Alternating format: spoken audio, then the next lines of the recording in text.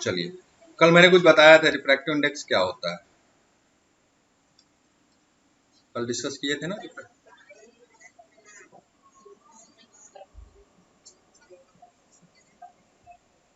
Formula नहीं पूछ रहा हूँ, रिफ्रैक्टिव इंडेक्स को आप डिफाइन कैसे करोगी। कोई आपसे पूछ लिया that what is refractive index, then how we will define that what is refractive index.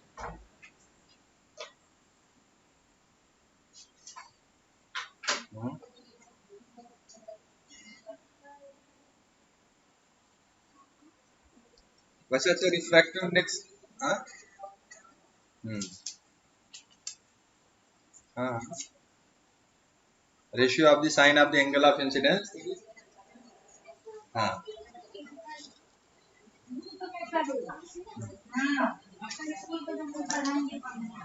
हम्म, क्या बोल रही है? देखिए, refractive index are of generally two types, बात को समझिए। रिफ्रैक्टिव इंडेक्स क्या होता है?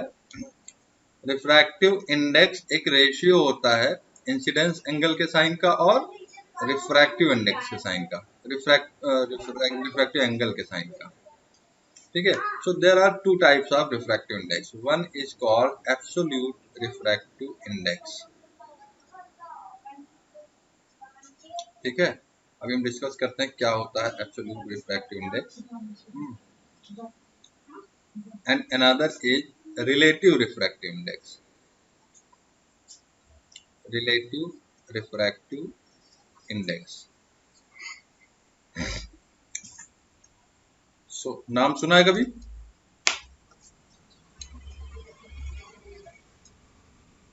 तो स्कूल में पूरा पढ़ा दिया, नाम नहीं सुना आपने? स्कूल ऑन नहीं कराया अभी?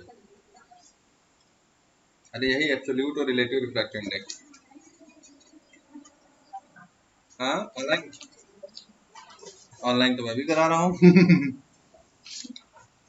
हाँ, ध्यान नहीं दिया आपने, चलिए कोई बात नहीं।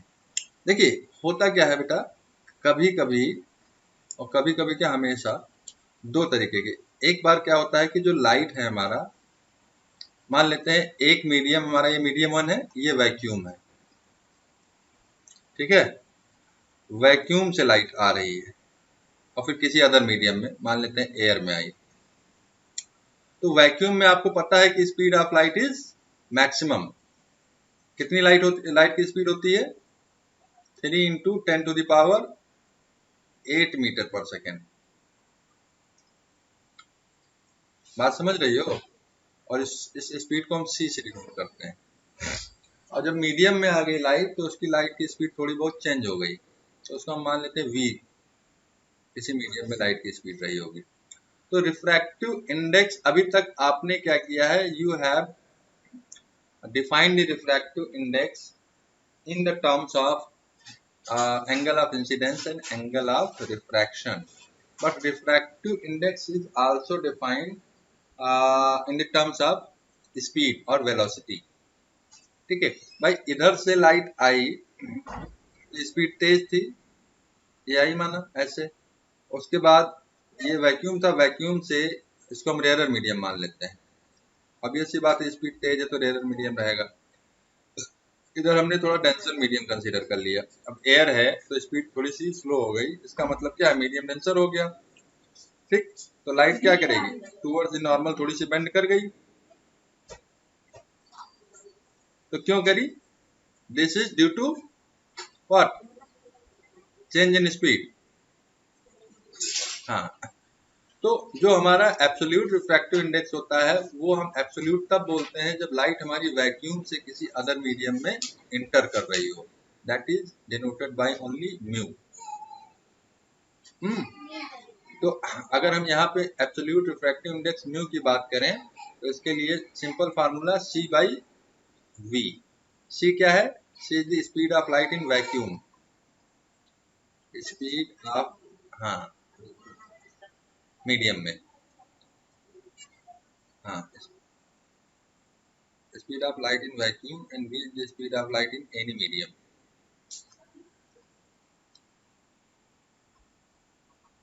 जिस भी मीडियम में जा रही हो, ठीक है,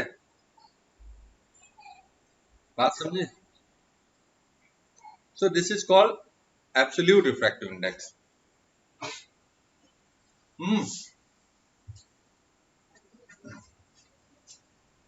अब दूसरा हमारा आता है रिलेटिव रिफ्रैक्टिव इंडेक्स।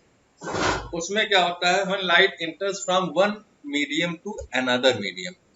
हम मान लेते हैं कि इधर वैक्यूम ना रहा हो, इधर कोई अलग मीडियम रहा हो, जैसे मान लेते हैं ग्लास रहा हो, ग्लास से लाइट एयर में इंटर कर रही हो, ठीक है। अब कोई भी रेयर हो, कोई भी डेंसर हो सकता है ग्लास डेंसर हो, एयर रेयर हो, या हो सकता है ग्लास रेयर हो, एयर डेंसर हो, ठीक। बताइए बेटा, तो मान लिया जो इधर लाइट की स्पीड थी वो v1 रही होगी, और इधर जो स्पीड की लाइट है वो v2 हो गई, ठीक। तो यहाँ पे हम लोग इसको बोलेंगे, इसको मीडियम 1 और 2 अभी ले लेता हूँ, ग्लास को मीडियम 1 मान लिया, इसको मीडियम 2 मान लिया, ठीक। तो यहाँ पे जो रिलेटिव रिफ्रैक्टिव इंडेक्स, मतलब यहाँ पे हम कंपैरिजन कर रहे हैं स्पीड ऑफ लाइट का। कंपैरिजन यहाँ भी हो रहा था, पर यहाँ पे कंपैरिजन किससे हो रहा था, स्टैंडर्ड, ठीक है, मैक्सिमम स्पीड ऑफ लाइट, ठीक है, मैक्सिमम स्पीड ऑफ लाइट से। यहाँ पे क्या, एक मीडियम का कंपैरिजन दूसरे मीडियम से हो रहा है।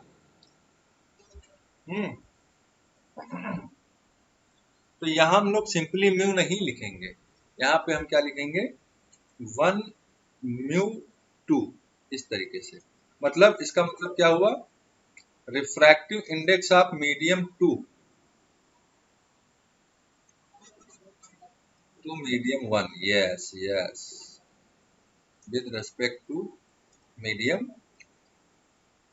1। बात समझ में आया? Refractive index of medium 2, of लिखना भुला गया, refractive index of medium 2 with respect to medium 1। बात समझी? और अगर 2 म्यू 1 लिखा तो इसका मतलब क्या हुआ,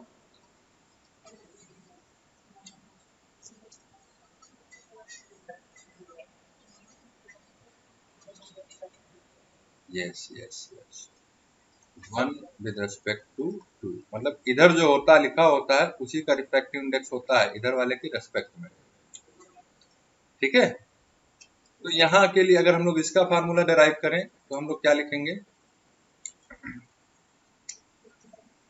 अगर हम 1 म्यू 2 की बात करें तो सिंपली ये क्या हो जाएगा, v1 by v2, v1 by v2। बात समझी? जिसका रिफ्रैक्टिव इंडेक्स, जिस मीडियम का हम लोग निकाल रहे होते हैं, उसका जो स्पीड है वो नीचे रहता है डिनोमिनेटर में। बात समझी? हाँ, अब थोड़ा इसको और अच्छे से देखिए, इतना समझ में आया कि नहीं आया? 1 mu 2 equal to v1 upon v2 हमने लिख दिया, ठीक। अब देखो इसमें तिकड़मबाजी क्या हो रही है, c से मल्टीप्लाई कर दो, ऊपर और नीचे दोनों कर सकते हैं, नहीं कर सकते हैं? तो c बाई वी वन क्या हो जाएगा, अभी आपने क्या देखा, c by v absolute refractive index, ये क्या हो जाएगा, absolute refractive index of medium 1, और ये क्या हो जाएगा, absolute refractive index of medium 2। So you can also write 1 mu 2 equal to mu 1 upon mu 2, where mu 1 and mu 2 are absolute refractive index of medium 1 and mu 2 is the absolute refractive index of medium 2।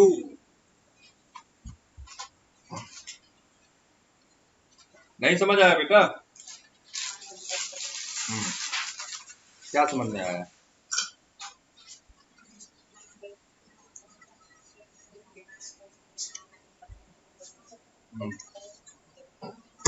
नहीं, थोड़ा सा गलत हो गया बेटा, यहाँ पे ये सी से हम लोग ऐसे नहीं लिख सकते हैं, क्योंकि आना क्या चाहिए था, v1/v2 आना चाहिए था ना। तो देखो v1/v2 आ रहा है, c/v1 इंटू v2/c हो जाएगा, तो ये उलट जाएगा, c कट जाएगा, v2/v1 हो जाएगा। होगा कि नहीं होगा? आना क्या चाहिए था, v1/v2। तो यहाँ पे थोड़ा सा गड़बड़ हो गया, इसको आप c/v2 कर लो और ये c/v1। अब ठीक है ना, क्योंकि अगर आप लिखोगे c/v2 और ये रेसिप्रोकल हो जाएगा नीचे वाला, तो v1/c हो जाएगा, तो c कैंसिल हो गया, v1/v2 आ जाएगा। ठीक,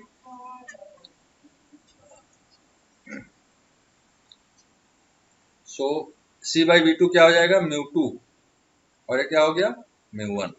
सो you can write 1 μ2 equal to μ2/μ1। इसको याद जरूर रखना बेटा, भूलना मत, बड़ा कंफ्यूजन भरा होता है। जब वेलोसिटी के टर्म्स में हम फाइंड करते हैं, तो जिस मीडियम का हमें फाइंड करना होता है रिफ्रैक्टिव इंडेक्स, उसकी वेलोसिटी नीचे होती है। और जब हम एब्सोल्यूट रिफ्रैक्टिव इंडेक्स के टर्म्स में फाइंड करते हैं, ठीक है, तो जिस मीडियम का रिफ्रैक्टिव इंडेक्स होता है वो मीडियम का एब्सोल्यूट रिफ्रैक्टिव इंडेक्स ऊपर होता है। इतना क्लियर है? नहीं क्लियर हुआ? देखो, डरना संकोच मत करना बेटा, नहीं आएगा तो 10 बार पूछना, चीजें क्लियर होती रहेंगी। हाँ, तो चलो, अब आपकी बुक में दिया हुआ है कुछ रिफ्रैक्टिव इंडेक्स हमें फाइंड करना है। जैसे ग्लास का रिफ्रैक्टिव इंडेक्स हमें फाइंड करना है। ये क्या है, mu of glass, it can also be written as mu G. ठीक, तो ये इधर तो कुछ लिखा नहीं है, इसका मतलब क्या है, एब्सोल्यूट रिफ्रैक्टिव इंडेक्स है। यहाँ पे हम कंपेयर नहीं कर रहे हैं, कंपेयर कर रहे हैं बस किससे कर रहे हैं, हाँ, पेज, अरे यही है, फ्रंट पेज पे ही है, जहाँ पे रिफ्रैक्टिव इंडेक्स है 4.3।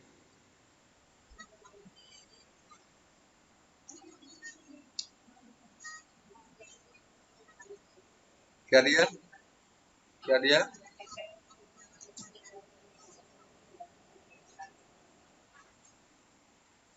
नहीं समझी, कौन सा छोड़ दिया हूँ मैं?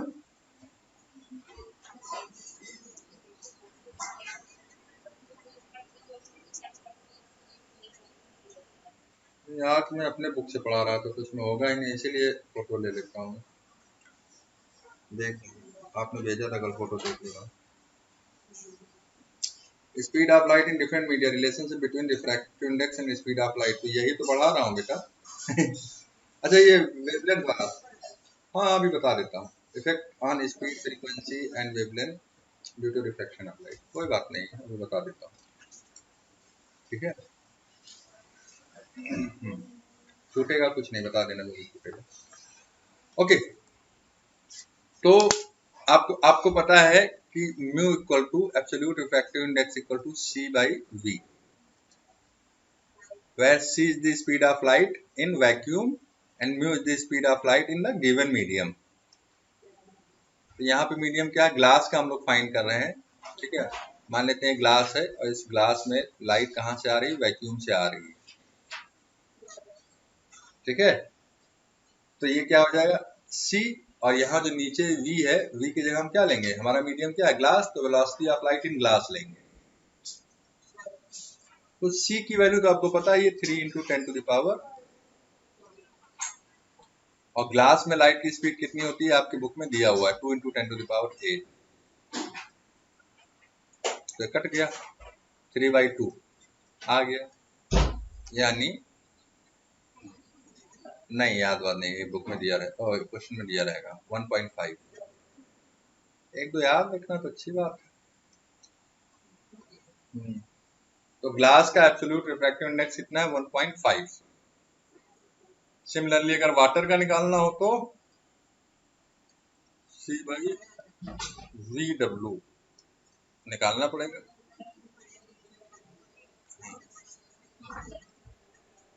हाँ, अब डिवाइड वाइड कर लेना, कितना आ रहा है 1.3। ठीक है, so this is the refractive index of water.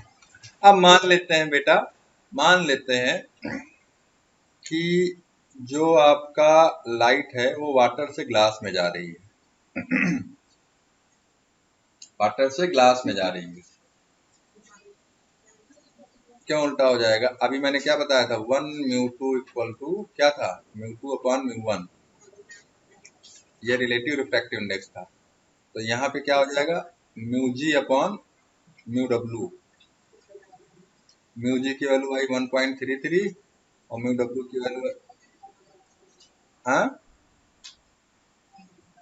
हाँ, तो w म्यू जी, अब इसको डिवाइड करो, देखो कितना आ रहा है।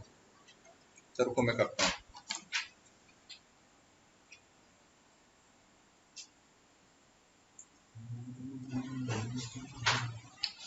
1.33 डिवाइडेड बाई 1.5, 0.8866। अब छोटा बड़ा के लिए क्या करेंगे बेटा, 0.87 ले लेता हूँ। हाँ। तो यहाँ से एक चीज देखिए बेटा, समझने वाली बात है। ऐसा नहीं कि खाली रिफ्रैक्टिव इंडेक्स निकाल लिया तो काम चल गया, उसको समझना भी समझते भी चलो उसका मतलब क्या होता है। अभी आपने पढ़ा था W mu G equal to μ2 upon, यानी μg अपॉन μw। अगर वेलोसिटी के टर्म्स में हम बात करें तो क्या हो जाएगा, ये VW, V1 अपॉन VG। इसकी वैल्यू कितनी है, 0.87। मीन्स 0.87 क्या है, लेस देन 1 है कि ग्रेटर देन 1 है? 0.87 एक से बड़ा है कि छोटा है? हाँ, तो ये लेस देन 1 लिख सकते हैं। It means VW is less then VG। इसका मतलब क्या है कि speed of light in water is lesser than the speed of light in glass. It means you can say that glass is rarer medium in comparison to water. ठीक है भाई, अगर speed हमारी डिक्रीज हो रही है तो इसका मतलब क्या हुआ कि ग्लास जो है हमारा रेयर मीडियम है, वाटर जो है डेंसर मीडियम। तो हमेशा याद रखिएगा, नोट करवा दे रहा हूं कि जब कोई भी लाइट रेयर से डेंसर में जाती है तो when light enters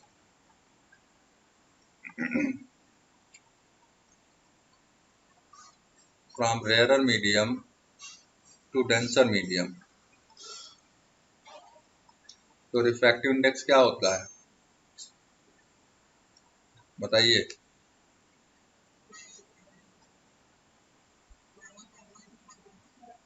हाँ, देन रिलेटिव रिफ्रैक्टिव इंडेक्स मतलब रेयरर टू डेंसर, यही तो आया। यहाँ क्या था, यहाँ, हाँ यहाँ पे क्या था, W म्यू जी। ठीक है, तो ये रेयरर था, उल्टा लिख दिया मैंने, ये डेंसर होगा। हाँ, और ये रेयरर होगा। वहां पे क्या था, W म्यू जी था ना, तो जी हमारा रेयरर है और W हमारा डेंसर है। ठीक है, इज लेस देन 1।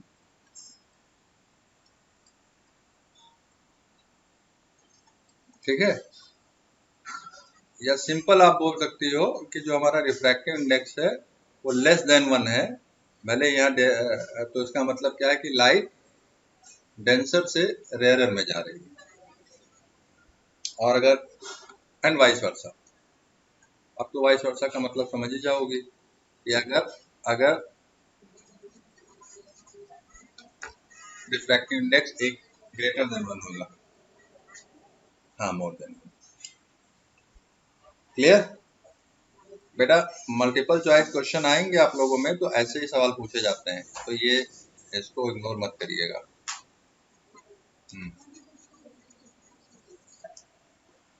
हाँ, न्यूमेरिकल तो मिलेंगे, बट जो क्वेश्चन भी आते हैं वो क्या होता है कि आपका मल्टीपल चॉइस है, तो मल्टीपल चॉइस में कंसेप्चुअल क्वेश्चन, अब पेपर हार्ड हो गया है।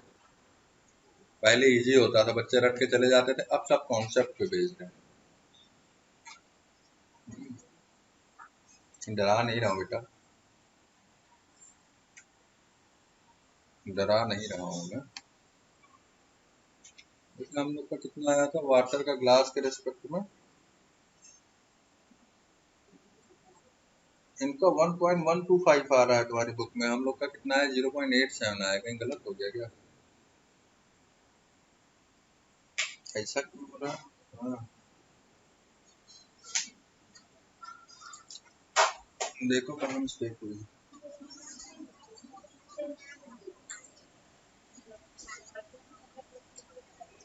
Speed of light in glass तो टू ही होता है। ठीक है, ठीक है। इन्होंने स्पीड के टर्म्स में निकाला है, ठीक है, और हम लोगों ने रिफ्रैक्टिव इंडेक्स के टर्म्स में निकाला है। तो डब्ल्यू mu g will be mu two upon mu one. Mu two उल्टा तो कहीं नहीं कर दिया हूँ, ठीक तो है। Mu G upon mu W. Mu जी कितना आया था हम लोग? अरे यार, सॉरी सॉरी।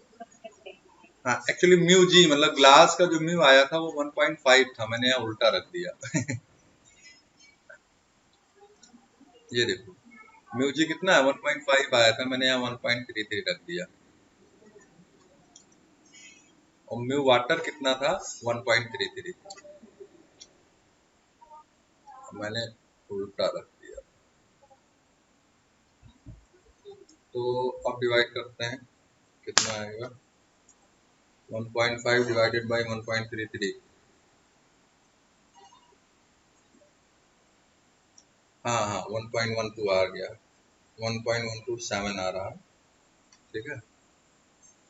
1.127 इन्होंने 5 दिया, कोई बात नहीं, डेसिमल के बाद 2 डिजिट तक दिया जाता है, ठीक है। तो ये है, बाकी ये जो लिखा है आपने ये सही है। हाँ, तो वही मैं सोच भी रहा था।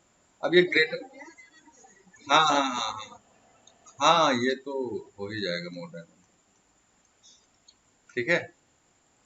तो it will be greater than 1, तो यहाँ पे क्या हो जाएगा? ये डेंसर हो जाएगा, और ये क्या हो जाएगा? रेयरर हो जाएगा, ठीक है। तो यानी लाइट क्या हो रहा है? Glass denser medium, water rarer medium, ठीक है।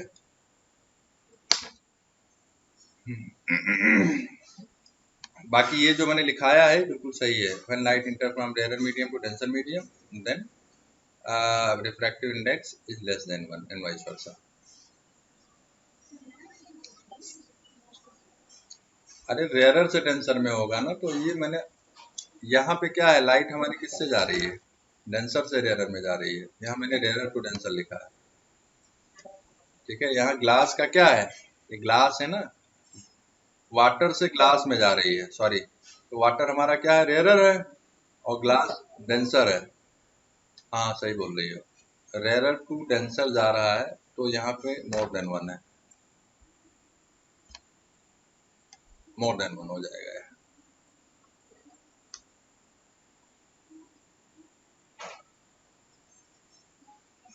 And vice versa, okay. अब क्या बच रहा है?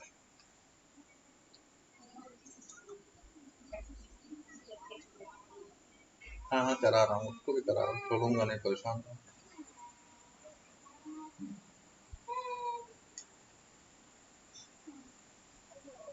अब मान लेते हैं कि जो रिफ्रैक्टिव इंडेक्स है वो दोनों मीडियम का अगर सेम हो तो क्या होगा बताइए।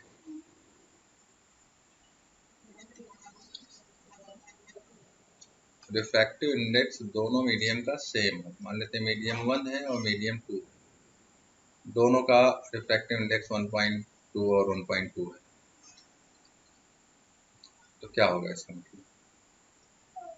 लाइट मान लेते हैं मीडियम 1 से मीडियम 2 में जा रहा है, ठीक है, तो refractive index of medium 2 with respect to medium 1 mu 2 upon mu 1 हो जाएगा, ठीक है।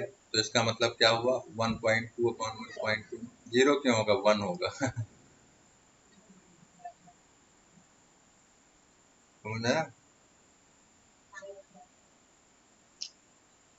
तो अगर 1 है तो इसका मतलब सेम मीडियम में जा रहा है। अगर नहीं नहीं, अगर दोनों का रिफ्रैक्टिव इंडेक्स सेम है तो खुद समझ लीजिए कि इधर का मीडियम मीडियम 1 और मीडियम 2 आर सेम, तभी तो रिफ्रैक्टिव इंडेक्स सेम है, ठीक है। If refractive index is same it means medium is also same, तो मीडियम जब सेम होंगे तो लाइट क्या होगी, डेविएट ही नहीं होगी। हाँ हाँ हाँ हाँ, सीधे निकल जाएगी, ठीक है। अगर ऐसे आई थी तो ऐसे ही चली जाएगी, कोई डेविएशन नहीं होगा।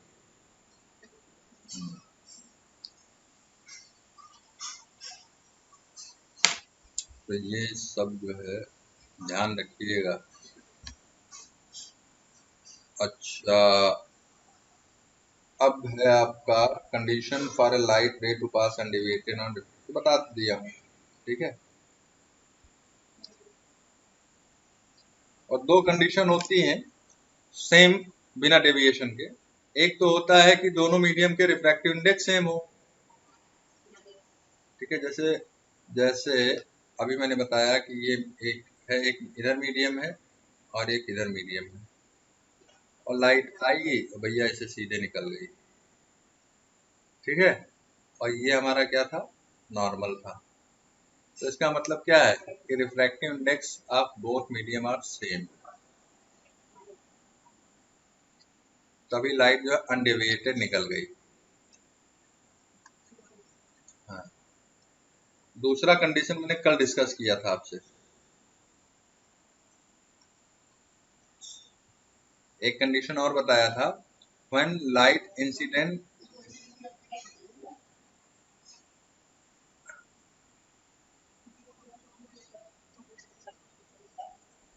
और वो चेक कर लेना, व्हेन लाइट डेविएटेड और light incident normal to the surface, यानी यहाँ एंगल ऑफ इंसिडेंस कितना हो गया, जीरो, और एंगल ऑफ रिफ्रैक्शन भी जीरो हो जाएगा, क्योंकि लाइट क्या करी, ऐसे सीधे जो है ऐसे सीधे चली आई इसी के ऊपर, ठीक है। हाँ हाँ, नॉर्मल पे, तो नॉर्मल टू द सरफेस, तो normal to the surface refract भी होगी। सो इन दैट केस क्या होगा कि लाइट अनडेविएटेड निकल जाएगी, मतलब किसी भी तरफ बेंड नहीं होगी, ठीक है, नॉट बेंड। दोनों केसेस समझ में आ गया। हाँ, कुछ कटा तो नहीं है बताइए।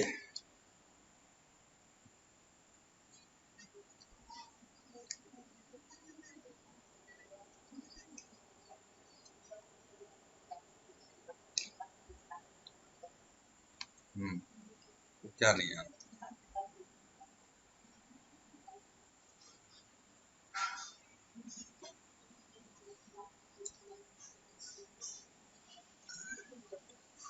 कोई बात नहीं, डायमंड तो देगा, इतना महंगा है तो उसके बारे में पढ़ाएंगे तो है ही।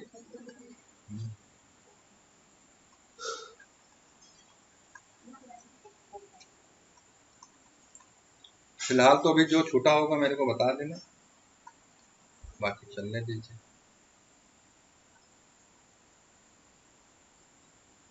ICSC में ज़्यादा नहीं कटा है।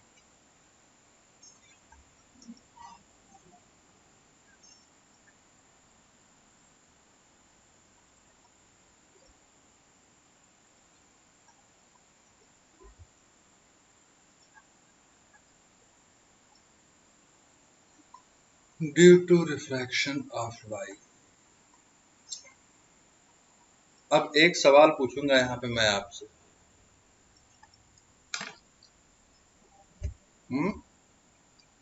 वेवलेंथ इसमें आ गया। वेवलेंथ क्या होता है, फ्रीक्वेंसी क्या होती है?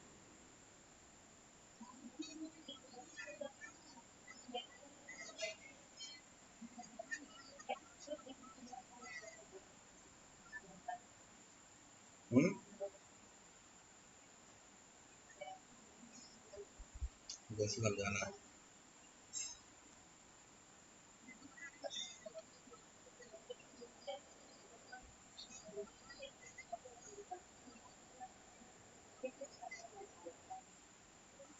अच्छा, बताइए बताइए, सोचना पड़ेगा आपको।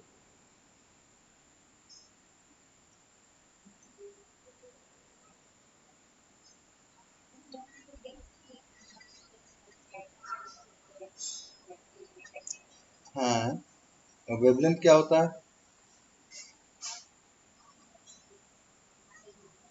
हम्म।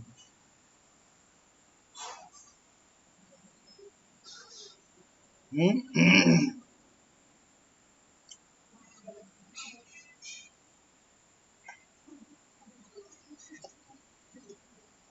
देखिए, यहाँ पे हम डिस्कस कर रहे हैं वेव नेचर ऑफ लाइट। हमने कल क्या डिस्कस बताया था कि लाइट के दो नेचर होते हैं। एक क्या होता है, वेव नेचर, और एक होता है पार्टिकल नेचर। ठीक है, ये बहुत सारे कंपटीशन में पूछा भी जाता है कि लाइट के कितने नेचर होते हैं। तो light exists in two nature, wave nature and particle nature. Some phenomena are discussed with the help of wave nature and some phenomena are discussed with the help of particle nature. तो अभी हम particle nature नहीं पढ़ रहे हैं, 11th में पढ़ेंगे। तो वेव नेचर की बात कर रहे हैं, इट मीन्स लाइट हमारी वेव के फॉर्म में ट्रेवल हो रही है। और वेव कैसे ट्रेवल करती है? वेव ऐसे ट्रेवल करती है। हाँ, ठीक। तो इसमें एक क्रस्ट होता है, ट्रफ होता है। अब ये मैं भूल गया हूँ, शायद इसको क्रस्ट बोलते होंगे तो इसको ट्रफ, और इसको ट्रफ बोलते होंगे तो इसको क्रस्ट। ये मेरे को एग्जैक्टली ध्यान नहीं, मैं हमेशा भूल जाता हूँ। अब ये साउंड पढ़ेंगे तो वहाँ डिस्कस कर लेंगे। ठीक है, तो यहाँ से लेकर के एक क्रेस्ट से दूसरा क्रेस्ट या एक ट्रफ से दूसरे ट्रफ के बीच के डिस्टेंस को हम लोग बोलते हैं wavelength. That is denoted by lambda. Unit क्या होती है? मीटर, क्योंकि लेंथ ही है, वेव की लेंथ है। ठीक है, बात समझी? या एक, इसको क्रस्ट या ट्रफ जो भी बोलो, इससे यहाँ तक की डिस्टेंस को भी हम लोग क्या बोलते हैं? वेवलेंथ। ये इक्वल ही होती है, जितना ये होगा उतना ही ये भी होगा। बात समझी? तो पॉइंट जो है ध्यान में रखती जाइए। पहला पॉइंट ये है कि देखिए, जब डेंसर मीडियम से लाइट रेयरर मीडियम में जाती है, when light enters from denser to rarer medium, so in that case क्या होता है? स्पीड रिड्यूस हो जाती है, ओ सॉरी, स्पीड बढ़ जाती है, इंक्रीज। हाँ, इंक्रीज हो जाती है। हाँ, ठीक। Similarly when light goes from rarer to denser medium, so in that case क्या होता है? स्पीड डिक्रीज हो जाती है लाइट की। हाँ, ये हम लोग पीछे डिस्कस कर चुके हैं, कल ही डिस्कस किए थे। ठीक है, तो एक चीज ध्यान रखिएगा कि जब लाइट की स्पीड डिक्रीज होती है या किसी भी चीज की स्पीड डिक्रीज होती है, तो वेवलेंथ भी क्या हो जाता है? डिक्रीज हो जाता है। भाई, जब ये स्पीड कम हो जाएगी तो ये थोड़ा कंप्रेस हो जाएगा, थोड़ा एक दूसरे के क्लोज आ जाएंगे, ये पॉइंट और ये पॉइंट। तो यहाँ क्या हो जाएगा? Wavelength will decrease.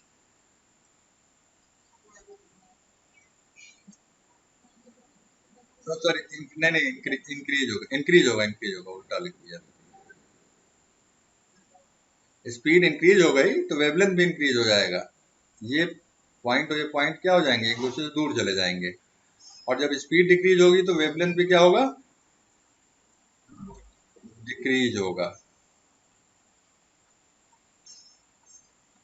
इसको ध्यान दीजिएगा। ठीक, इतना समझ में आया? हाँ चलो, अब फ्रीक्वेंसी की बात करते हैं। Frequency is the number of oscillation पर सेकेंड।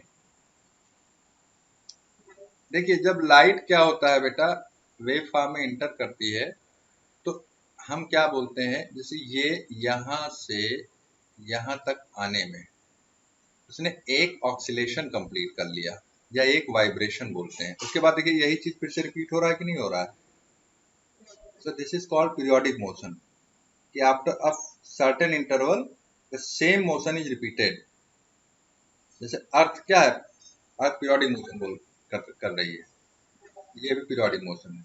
ठीक है, तो ये पीरियड में यानी यहां से यहां तक का जो टाइम लिया उसने, उसको बोलते हैं टाइम पीरियड। इसे हम लोग साउंड में डिस्कस करेंगे। क्या बोलते हैं इसको, टाइम पीरियड बोलते हैं। The time taken to complete one oscillation और वन पीरियड, इसको एक ऑक्सीलेशन बोल सकते हैं या पीरियड। ठीक है, तो अब क्या है कि ये एक सेकंड में कितने ऑक्सीलेशन कंप्लीट करती है भाई, एक सेकंड। हाँ हाँ, फ्रीक्वेंसी बोलते हैं। So number of oscillation completed in 1 second is called frequency. It is denoted by F, and frequency is always reciprocal to time period. ये सब हम लोग साउंड में डिस्कस करेंगे इन डिटेल। फ्रीक्वेंसी की एसआई यूनिट हर्ट्ज होती है। ठीक है, HZ से लिखते हैं हर्ट्ज। ठीक है, या इसको पर सेकंड भी बोलते हैं। तो पर सेकंड ना लिख के शॉर्ट में हर्ट्ज ने डिस्कवर किया तो हर्ट्ज बोल देते हैं। ठीक है, तो अब बात करते हैं कि जब लाइट रिफ्रैक्ट होती है एक मीडियम से दूसरे मीडियम में, तो उसकी फ्रीक्वेंसी पे क्या इफेक्ट पड़ता है। फ्रीक्वेंसी चेंज ही नहीं होती है। ठीक है बेटा, when light enters from one medium to another, चाहे वो रेयरर से डेंसर में जाए, चाहे वो डेंसर से रेयरर में जाए। ठीक है, then frequency doesn't change.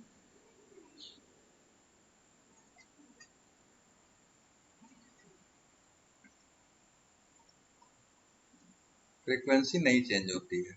Why frequency is not changing, because frequency depend on the source. Source मतलब लाइट कहां से आ रही है, नॉट ऑन द मीडियम।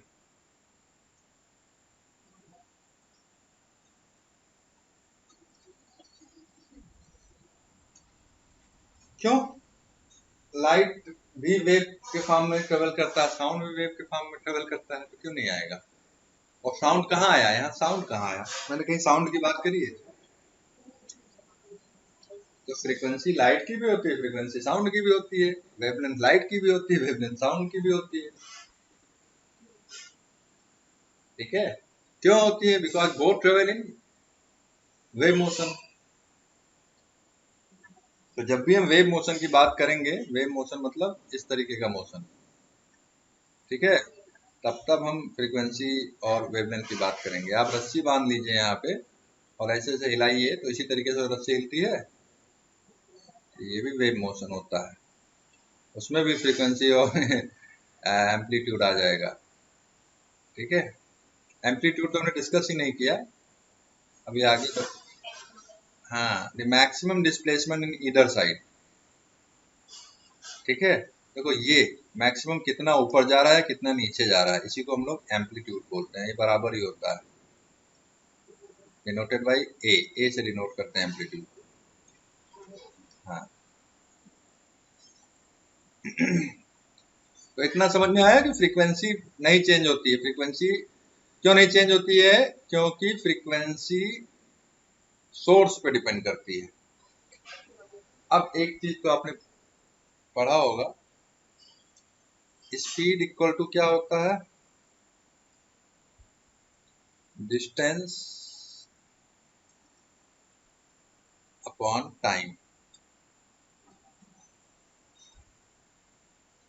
ये पढ़ा है ना। तो मान लेते हैं कि लाइट की स्पीड जब एक मीडियम से दूसरे मीडियम में जा रही है या किसी भी मीडियम में, सेम मीडियम में है, तो v है। अच्छा, एक ही मीडियम की बात कर रहे हैं, अभी मीडियम चेंज नहीं हो रहा है, ऐसे लाइट चल रही है ना। तो ये बताइए, एक यूनिट एम्पलीट्यूड की बात करें, यानी यहाँ से यहाँ तक जाने में कितनी डिस्टेंस उसने ट्रेवल करी, जितना इसका एम्पलीट्यूड रहा होगा। तो ये हो गया एम्पलीट्यूड। और यहाँ से यहाँ तक के डिस्टेंस को हमने क्या भी बताया था, टाइम पीरियड होता है। क्या होता है? Time period. तो ये हम टी रख देंगे, तो v equal to lambda by T हो गया। ये फार्मूला हमको मिल गया। But here T is time period. इसको ऐसे भी तो लिख सकते हैं, lambda sorry lambda into 1/t लिख सकते हैं। और अभी मैंने पीछे का क्या बताया था कि 1/t क्या होता है, फ्रीक्वेंसी। अभी पीछे बताया नहीं बताया। तो हम क्या लिख सकते हैं, लैम्डा इंटू एफ, यानी v equal to lambda into F भी लिख सकते हैं।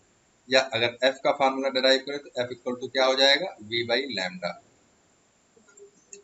सो there are two formulas for frequency.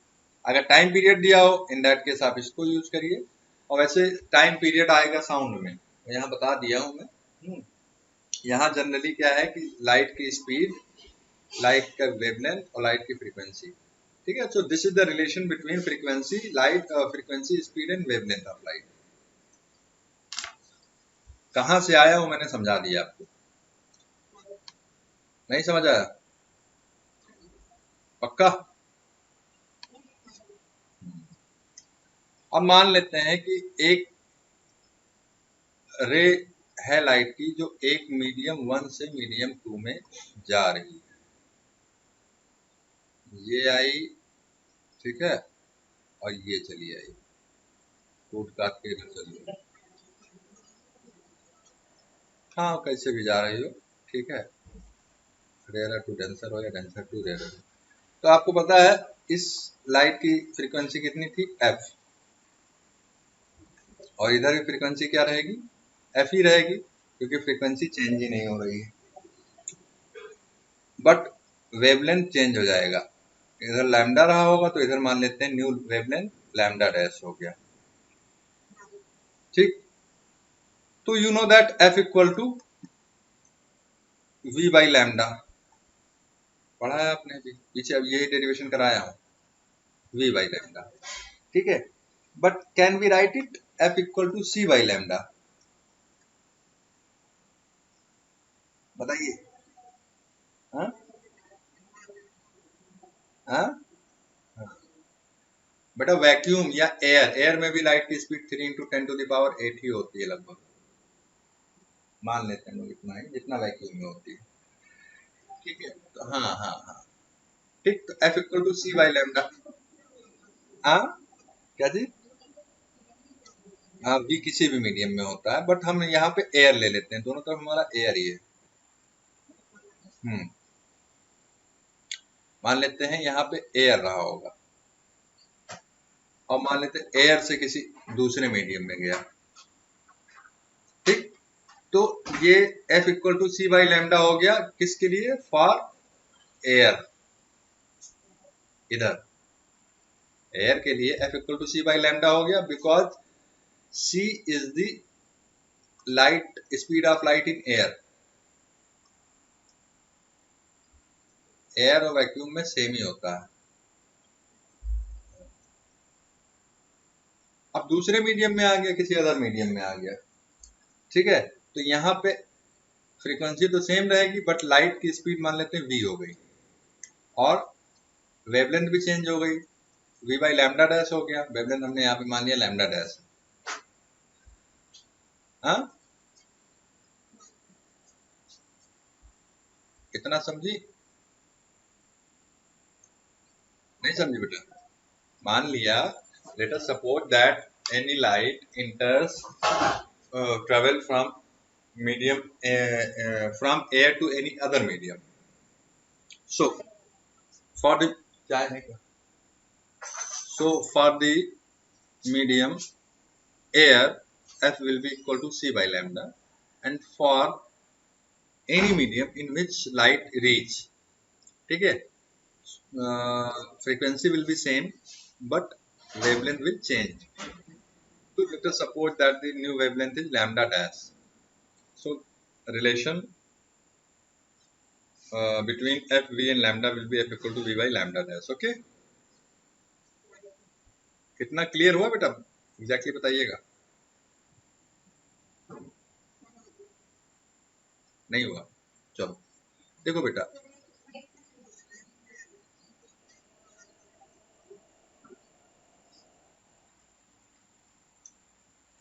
चलो बताते हैं, फिर से बताते हैं।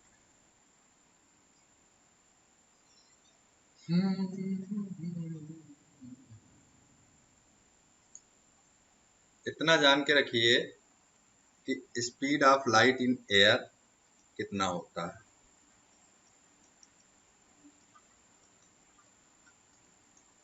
जितना वैक्यूम में होता है,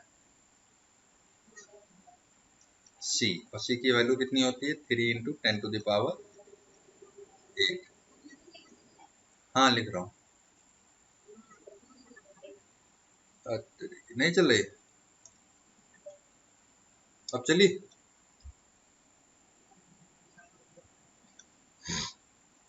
ओके, तो ये क्लियर हुआ?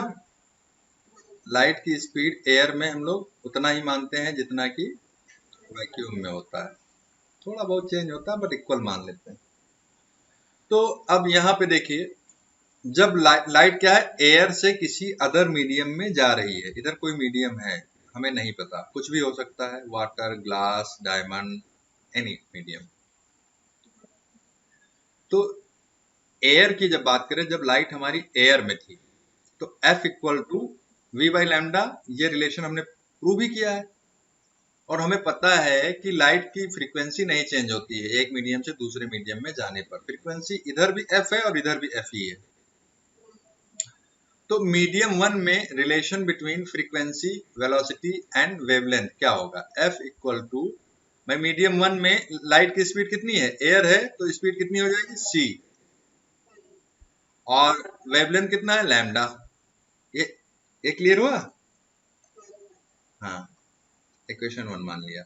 मीडियम 2 में लाइट की फ्रीक्वेंसी कितनी है, एफ ही है, क्योंकि फ्रीक्वेंसी चेंज नहीं हुई, और लाइट की स्पीड कितनी है, अब स्पीड तो लाइट की चेंज हो जाएगी, एयर कितनी तो रहेगी नहीं, कुछ हो जाएगी, मान लिया v है, इधर इधर स्पीड c थी, इधर स्पीड v हो गई, तो स्पीड के प्लेस में v रख देंगे, और दूसरे दूसरे मीडियम में ना ना ना वेवलेंथ भी चेंज हो गया, इधर लैम्डा था वेवलेंथ, दूसरे मीडियम में लैम्डा डैश हो गया, ठीक है, क्योंकि एक मीडियम से दूसरे मीडियम में जाने पर वेवलेंथ चेंज हो जाती है, खाली फ्रीक्वेंसी कांस्टेंट रहती है।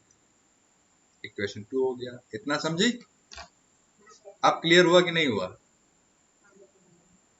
ओके, अब आपको पता है कि दोनों इक्वेशन में f सेम है, तो इन दोनों को हम इक्वेट कर सकते हैं। Can we write c by lambda will be equal to v by lambda dash.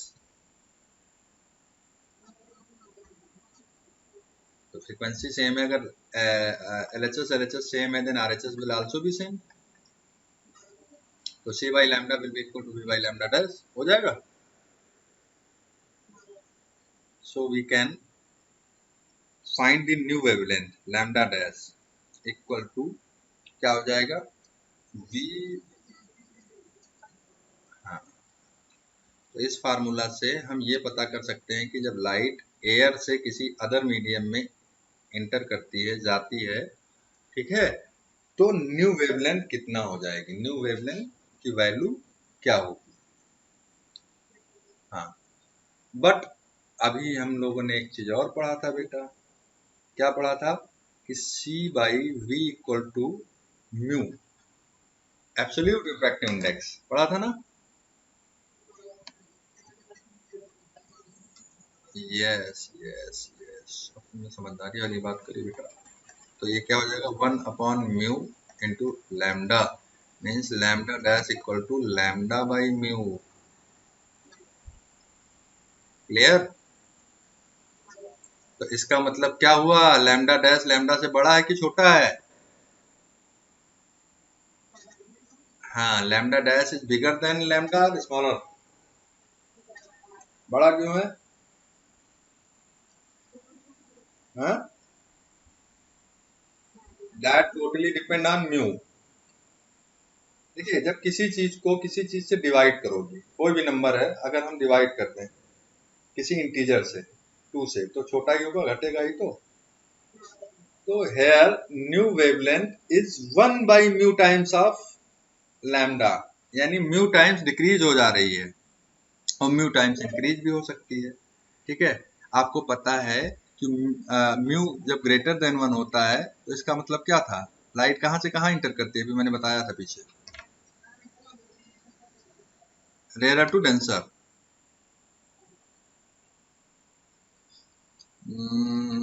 अभी प्रूव किए थे मुझे से।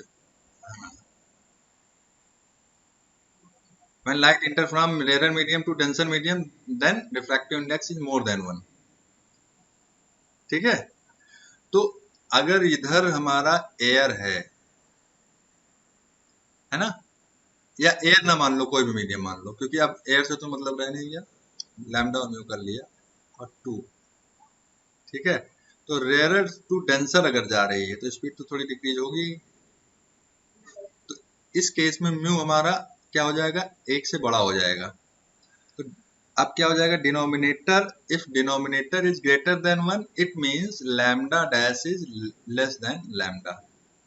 बात को समझिए, ऑब्वियस सी बात है, जैसे 10 है और यहाँ पे 2 रख दीजिए या 3 रख दीजिए या 4 रख दीजिए, तो ये क्या हो जाएगा, 10 से छोटा हो जाएगा कि नहीं हो जाएगा? बात समझ रही हो? तो if mu will be greater than 1 then lambda dash will be less than lambda. समझ रही हो ना? और म्यू ग्रेटर देन कब होगा, when light enter enter from rare to denser medium.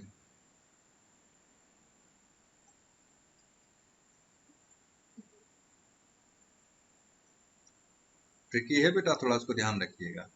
ठीक है, अच्छा, when mu is less than 1, तो इसका मतलब क्या हुआ, light enter from denser to rare medium.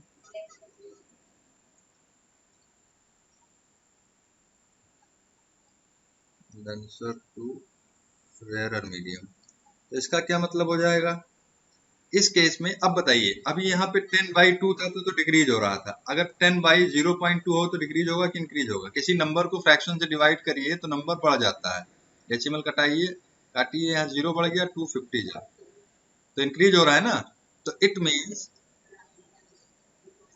Lambda dash, अरे यहाँ मैंने उल्टा लिख दिया था यहाँ पे, अब ये होगा, लैम्डा बड़ा हो जाएगा, यानी वेवलेंथ क्या हो जाएगी, डिक्रीज हो जाएगी,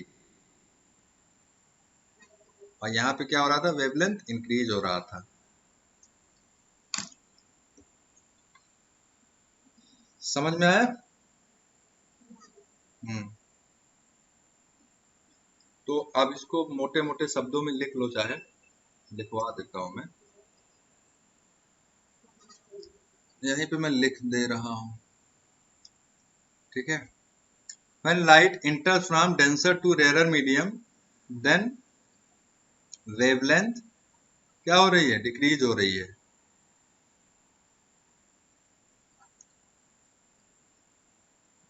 भाई नई वेवलेंथ लैम्डा डैश थी और वो पुरानी वेवलेंथ से क्या हो गई, कम हो गई। नहीं समझी?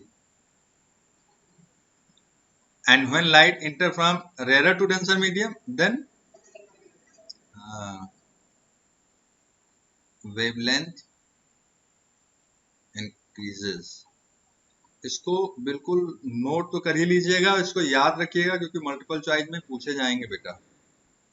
ठीक है, हाँ, और थोड़ा सा कंफ्यूजन भरा है तो बच्चों को याद नहीं रहता है, बच्चों को थोड़ा, टीचर को भी नहीं याद रहता है, मैं डिराइव करा रहा हूँ इसलिए यहाँ पे आ गया, अभी कल मेरे से पूछोगे मैं भूल जाऊंगा।